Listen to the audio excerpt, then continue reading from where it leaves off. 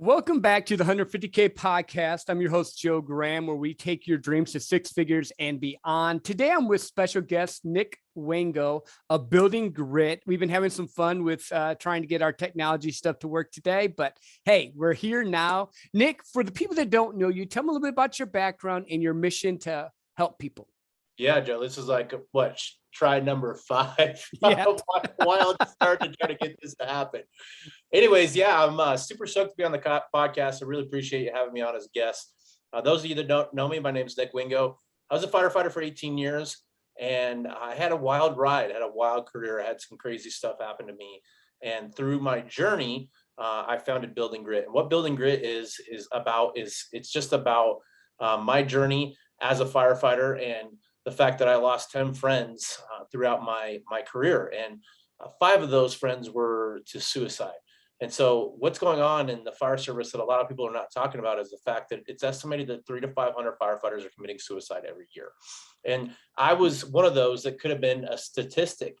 However, I have chosen to use my story and my journey and all the shit that I've been through to help other people. And so I've created a nonprofit. And the nonprofit, what it does is it pays for the mental health treatment of firefighters so they don't have to come out of pocket for that. Because what I found out was that when I went to get help and get my treatment, I had to pay $5,000 out of pocket, out of my own money. And I felt like that was wrong, and it didn't feel right, and it felt really off. And I want to just create an environment where nobody is ever deterred from getting the mental health treatment that they need that was not caused by them, it was caused by their work. I don't want cost to be a reason as to why they won't get that mental health treatment they need. And so there's a lot of organizations out there that have programs to help people, and they have all these things, right? But what there is not a nonprofit organization in place to just provide the funding for these people to get the mental health treatment they need. Once you get to that point where you're kind of over the threshold and you need to go into an inpatient treatment facility, it costs a lot of money, right? Mm-hmm. Yep. And often what happens is that the fire departments are just not willing to cover that cost. They're just not willing to fork out the money for that.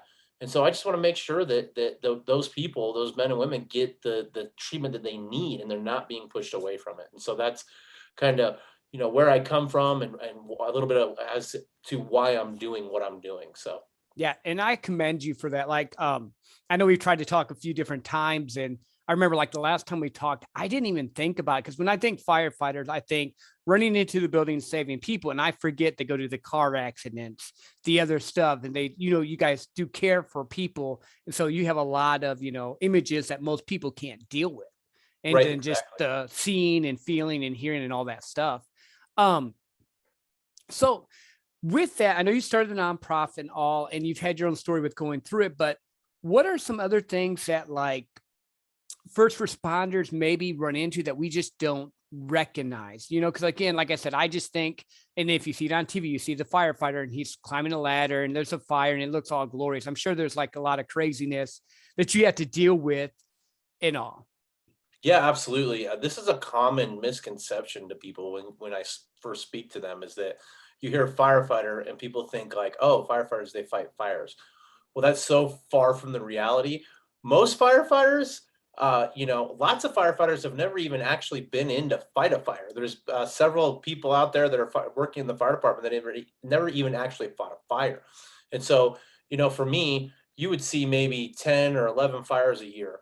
What you're seeing is we go on medical calls. We go on to, to assist people. We go to all the 911. When you dial 911 and they don't know who to send, they send the fire department. Yep. Because we're the fix-it guys. We fix everything. We are the ones, when you don't know what to do with your situation, we're the ones that come in and we take care of it. It's just who we are as individuals. And so, we run on medical calls. We run on the cat in the tree, and it legit happens. However, there's never have you ever seen a cat skeleton in a tree? No. They always come down. So Yep. they always come down. There's no reason to call the fire department if you see the cat in the tree. Yep. Although people still do.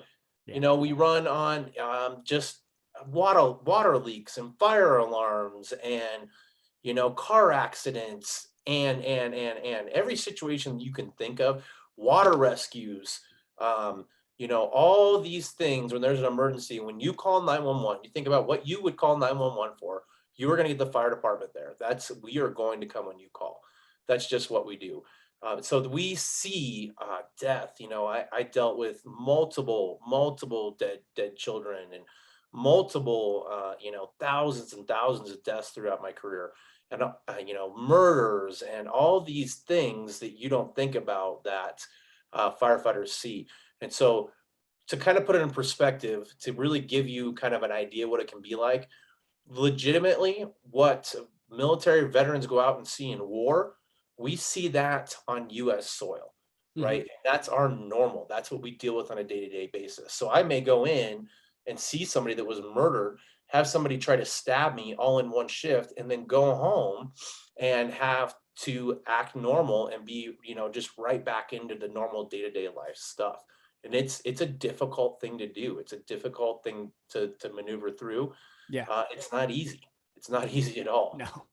And you're like the forgotten ones from my perspective. Cause like if I get called for like police officers. I hear stuff about military. You never hear much about besides, oh, the firefighter did something cool, but you don't Right. hear like support groups or anything like that. And I always say it wrong, but with all like the PTSD and stuff that you have to deal with, cause that will mess you up, I'm sure. Oh, Um, absolutely. and then and I know like government will say there's not enough funding, blah, blah, blah, whatever. But you guys don't get paid that much. And then to expect you to go and get your treatment taken care of on top of it. Yeah, I commend you for having this nonprofit that you're building, because I think it's a need that people just don't realize is there because they just They don't don't. think about it. Yeah, just lack of education to what's going on. And most people at some level have a firefighter that they know that's in their circle. Mhm. They will have a family member or a friend, somebody that is a firefighter, and they will not know that that person is silently suffering. In fact, 7 out of 10 firefighters walk around with undiagnosed PTSD. I believe it. That's Yep. just a fact.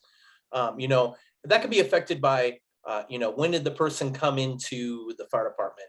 If they come in after frontal lobe development, which is at the age of 26, then there is some change in that.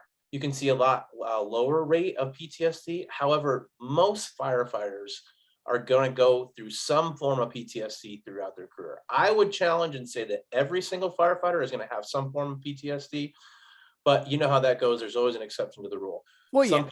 people can just maneuver through things differently than other people.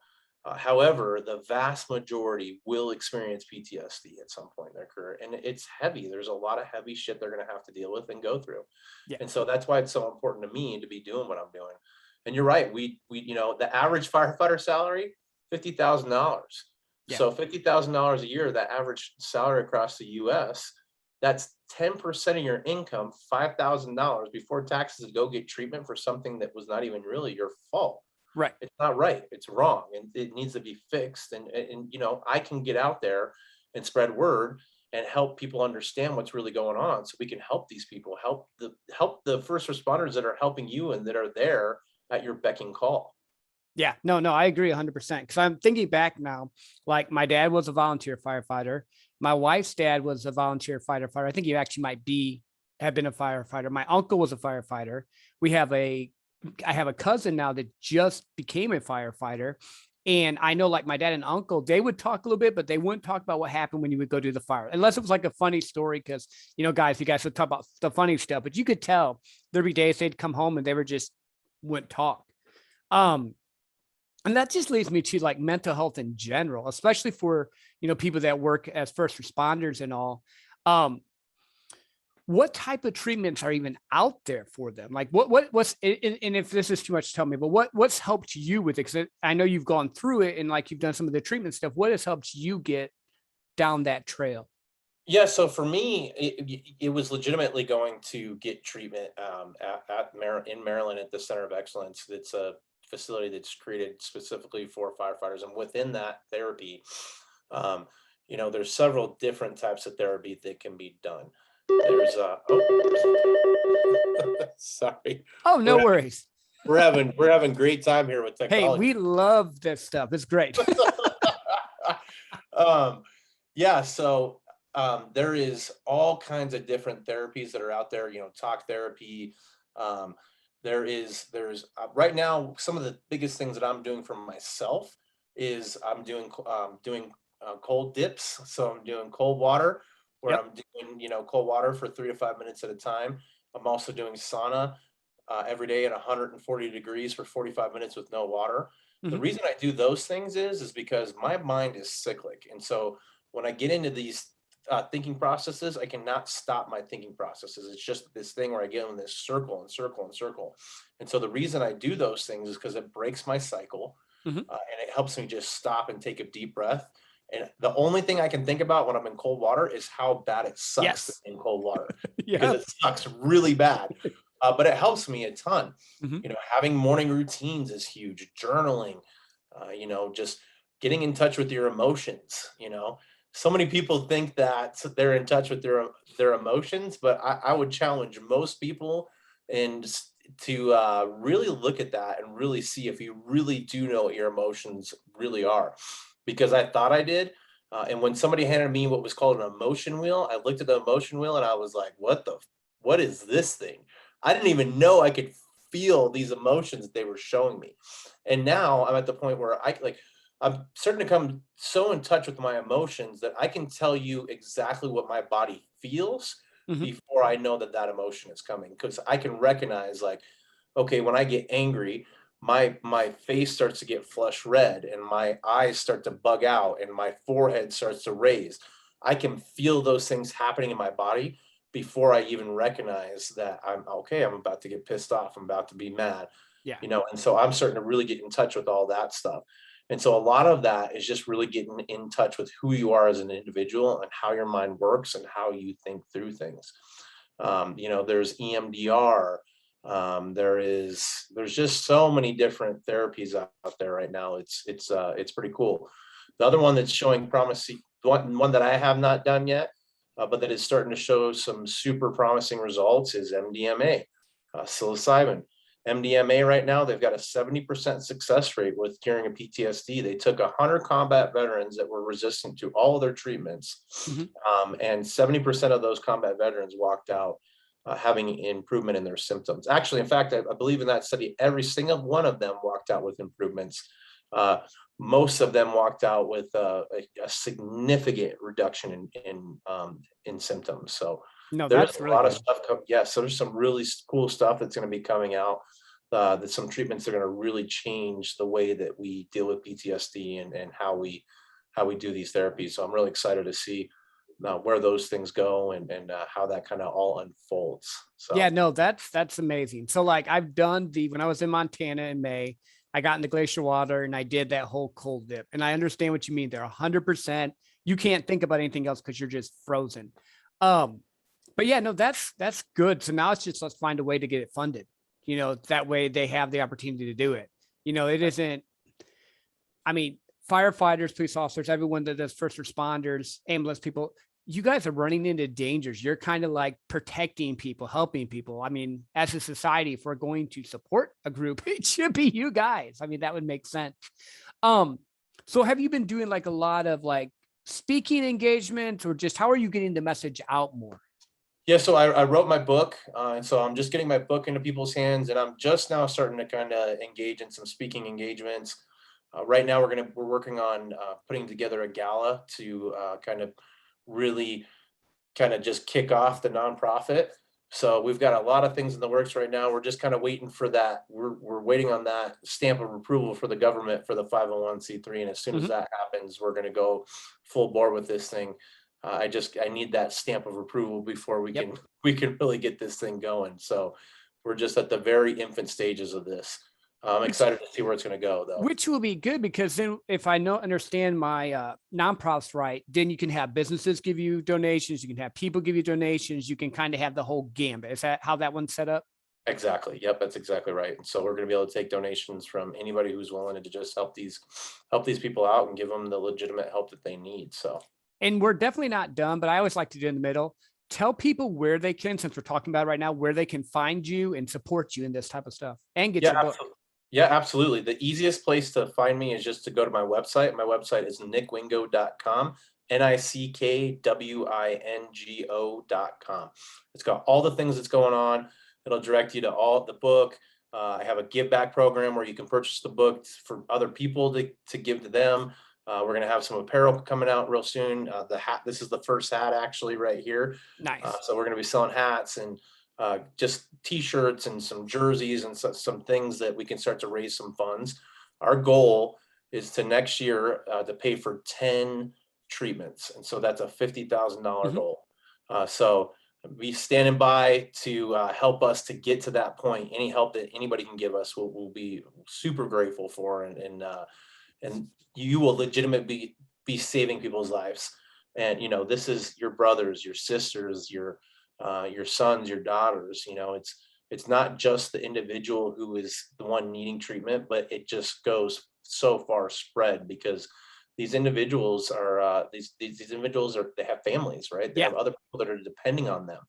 And so what we're doing is not only helping just one person, we're helping everybody else around them too, because what people don't understand is the effects that happen to the family members Mhm. of these people. I mean, it is just any person you could speak to my wife on this, any person who's going through PTSD, their closest family members suffer Yeah. often just as bad as they do because of how bad symptoms can be, how difficult things can be for those people to maneuver through. I mean, for me, I was only sleeping 2 hours a night. You figure, and I'm sleeping next to my wife. And so that affects her Yep. because I'm up so often. My outbursts in anger affected her. It affected my kids. It put them in a terrible position. And so what we're doing is helping, like I said, so many people beyond just those individuals that we're helping. Yeah. No, because it has that ripple effect. So if you can get them help, then it's going to help their family, the kids, the people around them, because it's going to make it better. No, I get that 100%. I get that Yeah, 100%. absolutely. That's why I feel like this what I'm doing is it's really a big deal. It's a really big deal to be doing what we're doing because I legitimately have not been able to find anybody else that's doing just this, just Yeah. providing funding, right? So often it's programs, it's this, it's that.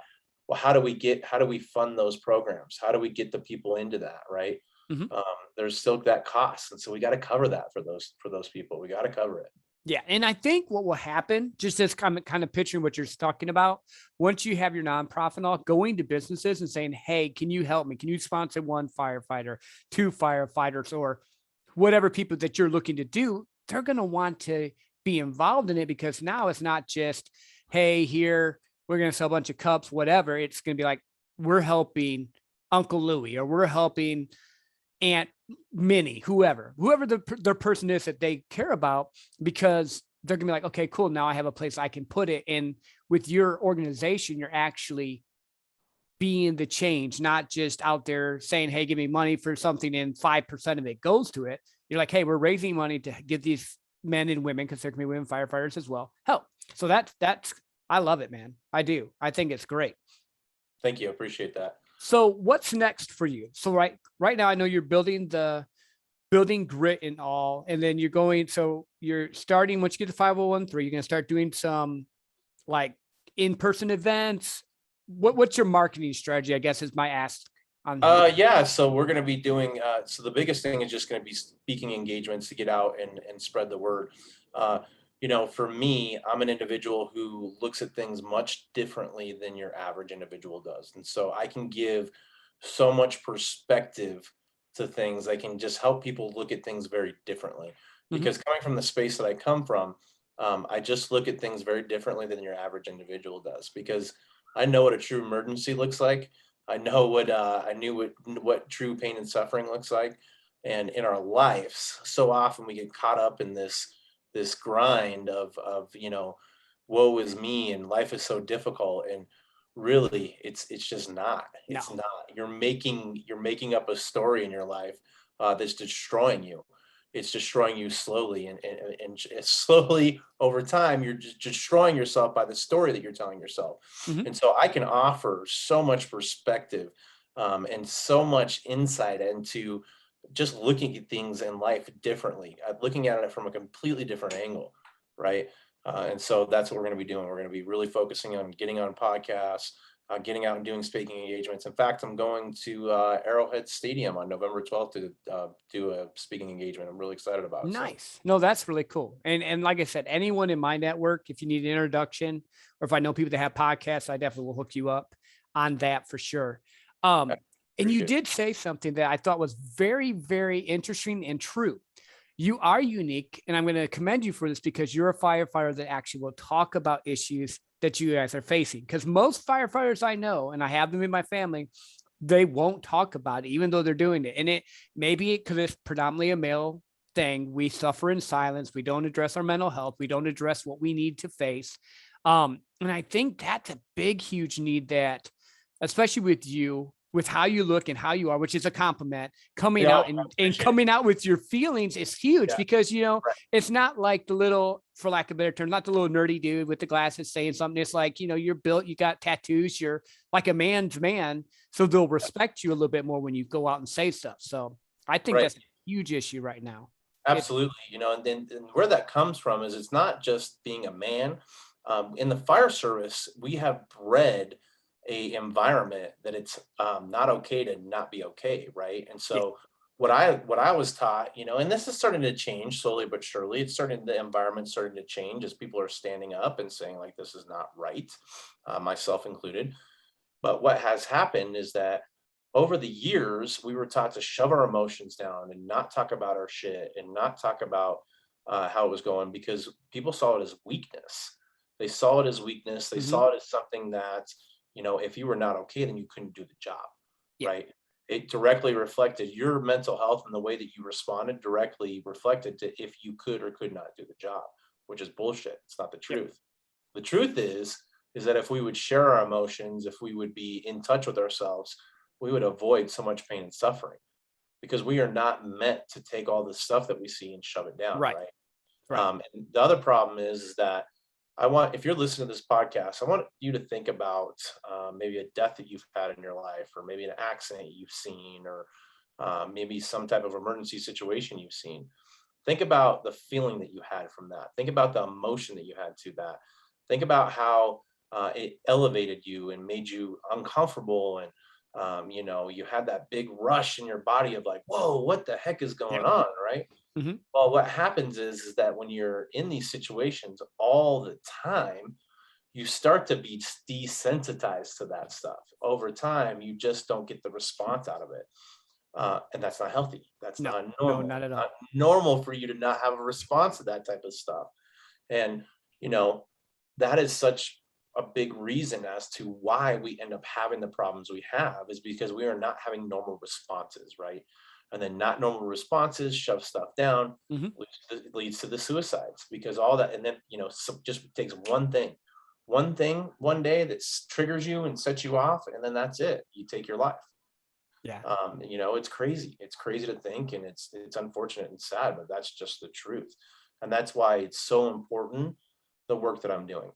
And it's near and dear to me because yeah, 5 friends committed suicide. That's five too many. And if I can help just one person, it's worth every bit of my effort to do what I'm doing. I'm convinced that I will help millions of people hmm because there's a million firefighters across the U.S. However, I see it as just helping so many other people just beyond the firefighters, right? right. Because my perspective on PTSD and how things work and how I'm maneuvering through this can translate into so many different people's lives. Yeah, no, 100%. And the lives of the people around them. And oh yeah, no, I get it. It's one of those things, like you mentioned, that where if you keep pushing it down, pushing it down, pushing it down, it has to come out somewhere. And if you address it, then it's not fun, but it's better to address it and have someone you can either talk to or do the different therapies you mentioned. And then having the ability to relate with people that are like you, that have gone through it. I'm sure kind of like war buddies, like they went through hell together. So they're there. Well, same thing with fire buddies. You guys went through hell, but if you had a support system where, well, like you said, it wasn't like pushed down, but just encouraged to say, yeah, we did look at a bunch of shit. We need to address this so that we can cope and keep doing things. So Right. Yeah.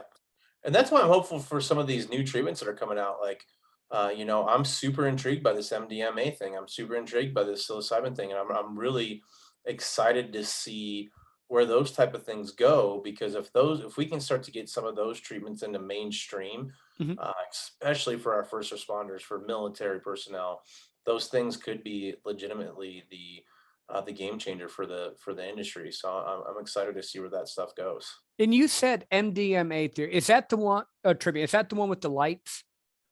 No. So EMDR is with lights. Gotcha. MDMA is psycho-assisted therapy. It's MDMA is uh, it's the drug MDMA. Um, Gotcha. yep, there's several studies that several of the large universities are doing on it. Like I said, I haven't been able to participate in any of that because it's still just in studies right now. Right. But the studies are starting to show some very promising results.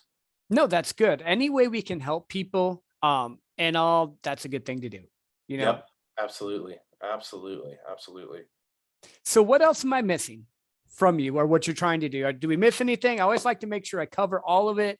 I mean, we could talk on a bunch of other stuff if you want, but like I want to make sure we stick because this is such an important issue. I don't want to go Yeah. on a rabbit trail on other stuff. No, man. I mean, that's, my mission is simply to help firefighters get the mental health treatment they need, show them that they're not alone, show them that it's okay to not be okay, show them that what they're going through is normal, show them that if they're not sleeping at night, that's a problem and it's not just part of the job. Because that's what I told myself, is that not sleeping was just part of the job. And so I want to tell anybody that's listening to this podcast, if you're surrounded by family that's in the fire service, just understand that they may not even know that they have PTSD. They may not even know or be willing to admit that they have Yeah. PTSD. How do I know that?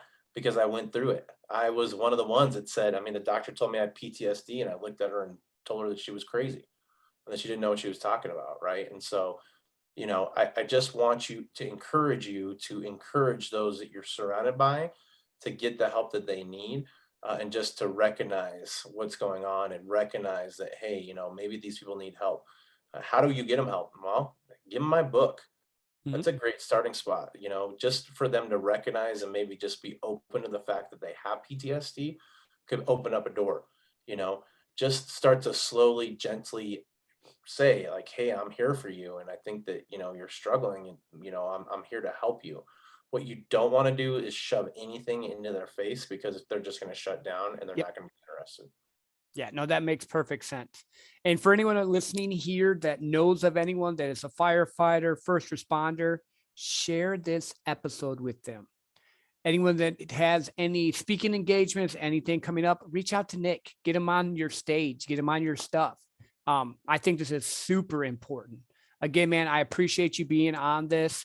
I'm looking forward to seeing you hit and go way past your goal next year, 50,000. Love the goal. Hopefully it goes to 100, 200, 300, 500,000. This just rolls and, gets that effect that you want to have with people. But yeah, man, thank you again for being on the show. I really appreciate you.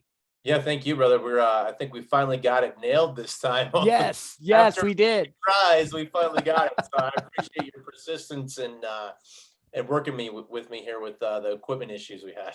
Yeah, not a problem. And everyone listening, please, again, I'm going to do this ask. I don't always ask like this, but anyone I mean, I know 4 people in my life that are firefighters. Send this episode to them. I know most of the time we talk about business, sales, and growth, but mental health is important. The people you love are important. And these people need Nick's book, his stuff, and to be able to get help. So please share that. And until next time, have a wonderful, awesome day. Thank you for listening to the 150K podcast, and we'll talk next time.